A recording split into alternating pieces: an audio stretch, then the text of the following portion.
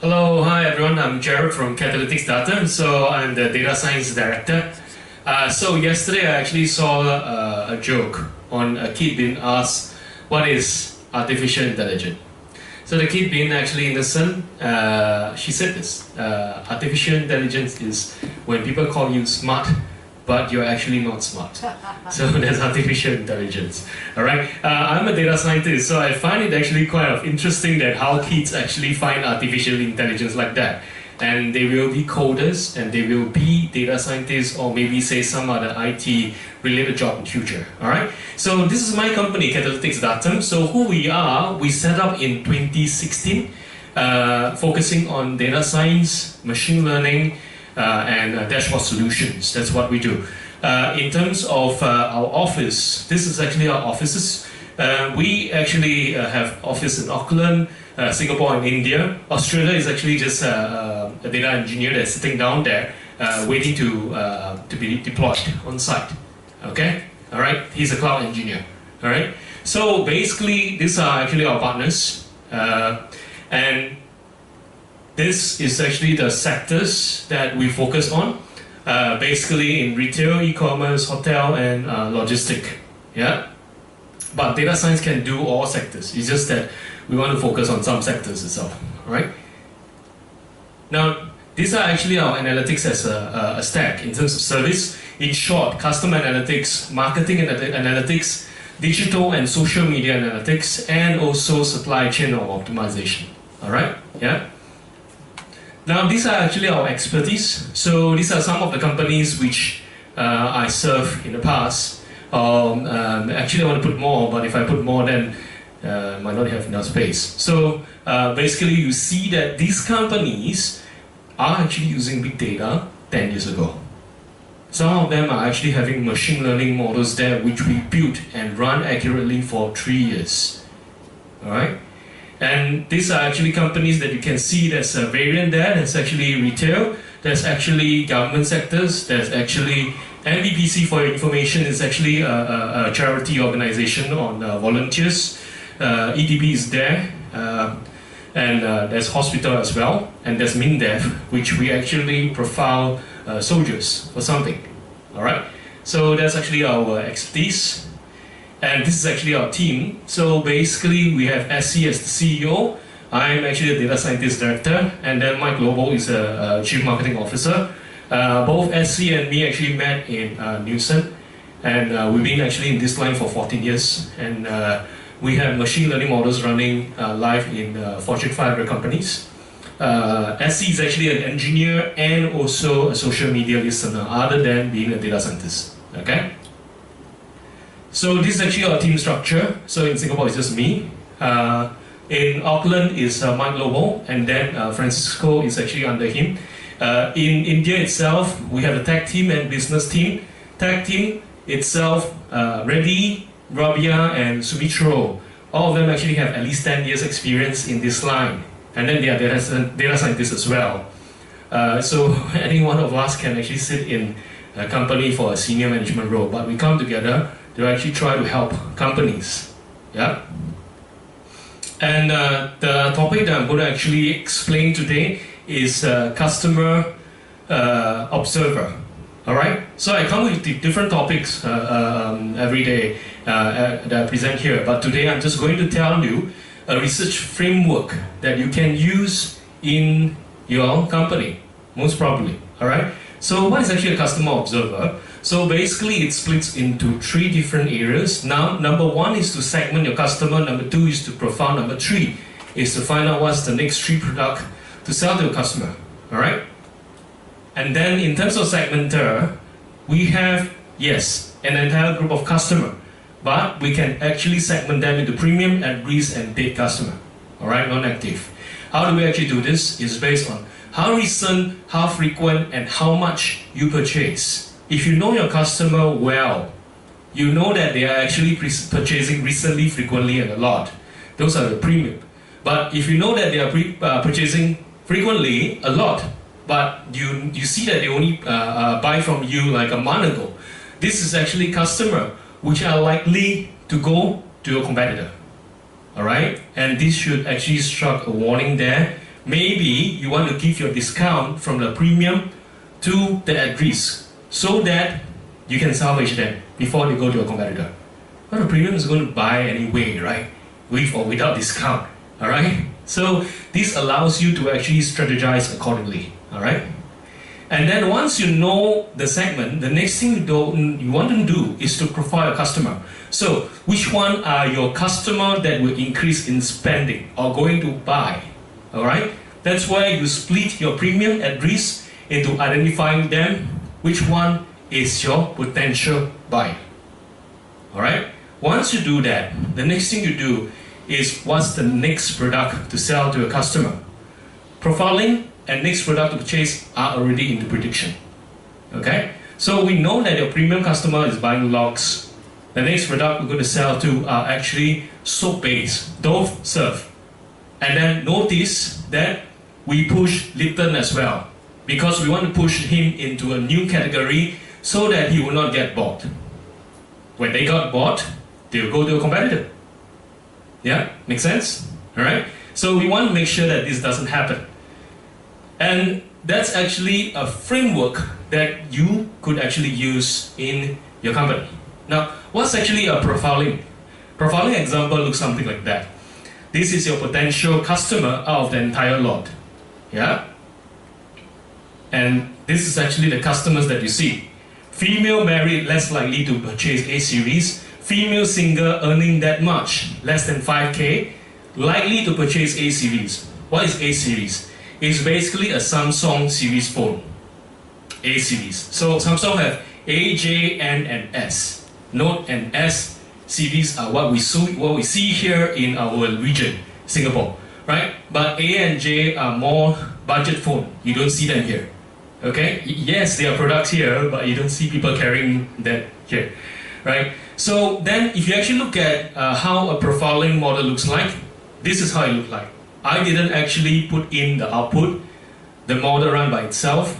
I just actually put in the condition, and it decided to tell me that gender, female, and then married is 55% towards no. Majority is no. So a female married customer is not going to buy an A series phone. And this is actually your female married less likely to purchase A series. That's why I know. Okay? Now, how do I actually know the next profile in my slide? Okay? Female single earning less than or equal to 5K. Sorry about a small number here, but you can see less than or equal to 5K is yes, 81%. So because of this, that I'm able to tell you that female single earning less than or equal to 5K likely to buy A series. Now, how true is that? Machine learning models only tells you about patterns. You must apply business to it. Okay? Now, the business thinking here is that, look, she's female single earning less than or equal to 5K. Of course, she doesn't have money to buy luxurious phone, NNS. Most probably aiming for an A series phone. Okay? Make sense? Yeah? Now, we don't have occupation inside the data, but that doesn't stop us to guess that female married likely to purchase A series. She could be actually someone who is on a senior management level, and that's why she's going for luxury phone. Okay? Alright? So what happened to the male? Male, we have different ways of reaching them, whether through push, through social, through email, and then the next round of decision is by marital status, whether it's single or married. Okay? Now, I didn't actually decide this. The model decided for us. We just merely put in the condition to actually see how it goes, that a profile is made that he's going to buy an A series phone or not. Okay? All this, if you can actually see here, there's a small number of p-value and the chi-square value here. So this is done actually by an output, by the machine itself, machine learning model. Okay? And the next thing I'm going to actually show you is next product to purchase. How does it look like? Yeah? So I'm sure everyone knows who is he. So it just actually means that you're going to watch PSY, new face, and then every time you actually see this recommended for you, it just means that you're being scored. If you dare tell me that machine learning and data science is beyond you, no, I don't think so. The next time you on your YouTube, you are already involved in data science. Alright? So recommend that for you. There's a reason why. Because a lot of people watch this video, will watch this next. If you watch this video you haven't watched, Google score you. Okay? I'm sure you have actually, maybe say some of you actually buy something online. This is actually how Amazon tell you as well. They say that I'm recommending you this based on the items you purchased or told us you had owned previously. This is also machine learning. It is scoring you and finding what's the next product to sell to you. This is very common, and this is what I do in Rakuten last time. Okay? Alright? Now, I'm going to show you some results. You have seen the framework, you have seen the examples. So, what is actually, how is me different from other data scientists? This is actually some things that I've done in the past. In Samsung, we have a 1% buyer and 99% non-buyer profile. Machine learning models are smart, alright? If you give them a lot of information, all of them will gear towards that information. They are 99% non-buyer. So, the result will be non-buyer. Alright, in Samsung, this is actually the first difficulty. The second difficulty they give us is, they give me, is, Jarrod, I'm only giving you ID, gender, age, product type, product registration date. That's all. No pricing. The question they want me to answer is number 1, whether the person need. Number 2, whether the person can afford. Okay, no pricing. Can afford. How? Okay. What I did was, there's product type, right? I go and find the number of N, S, A, and J series the person purchased. The more N and S you purchase, just means that you are purchasing without contract as well. The more A and J you purchase, those are budget phone. Just means that you can't afford a TV. Maybe. Alright? N and S, the more you purchase, just means that you might be able to afford the TV. That's how I decide what to put in to measure affordability. To measure a need. How do I do that? I go and calculate the age of washing machine, fridge, and aircon. My fellow colleagues say that, Jarrod, you are out of your mind. How can you calculate all those appliances? But I told them this. If you move into your house, you buy all these appliances together. The younger the appliances, the chance of you buying a TV is higher. And I use chi-square statistical testing to determine this. So once I did this, I managed to prove that the younger the appliances, the chance of you buying a TV is no. Then I use the RAM, make effort to actually combine the file, and then I put it into a machine learning model. This is the result. This is output. I can't change anything. Output means I can't change, except to use my note to scribble out the number so that you can't see. Alright? So training is 88%. It just means I use 70% of the data to build the model, 88%. Testing, it shows 30% of the remaining data I use to test the model. So, if my training is 88%, my test is 50%. It just means that when I launch this model out to guess my customer, it will just 50-50. It's a useless model. But the model that you see here is training and testing both have 88%. It's a 0 percentage point different. It just means that this model is super accurate. Not only that, for this one itself, they asked me to check. This is actual versus predicted. It just means that we already know whether he's a buy, don't buy, don't buy TV. Our model must be able to guess that it's a predicted buy, predicted don't buy. So there are 2 columns already, and then I'm trying to actually see how many matching rows are there. There are 83% matching row for non-TV buyer, 89% matching row for TV buyers. It just means it is that accurate. Okay? And the Koreans say, Jarrod, I'm sorry, can you score it for 12 months? I score it for 12 months. It scored between 70% to 80% accuracy. That's actually for the 12 months. They say, Jarrod, you're not human. That's the only thing he said.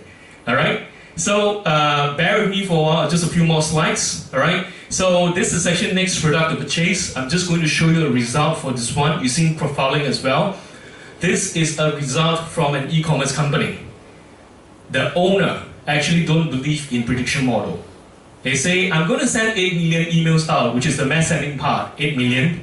They earn back 40k baht in a month. Alright? Effort is just the sales divided by the email, which is 0.005 cents per email sent out. For me, I start in August, I start sending all the way until March. It's 88k emails sent out for that first month, earn back 74k, which is twice of theirs, almost twice. Alright? During the Thai protest, December 2013 Thai protest period, 316 emails sent out, 483k earned back. That is 10 times of theirs. And the CEO finally gave in, he said that, Jarrod, look, if we follow our structure, mass sending, 40k times 12 is just 1 month of your earning. Mine, on average, is 100k times 12 is 1.2 mil. That's how much I actually increase in terms of their ROI. Okay? Alright? Now, they only give me 20k customers to play around. So I asked the CEO, if you give me 2 million customers, what will happen? I'm actually asking the CEO, would you like to retire young? That's all. Alright? So this is actually next product to purchase. This is my company information. I stationed in Singapore. Yeah? And that's my contact.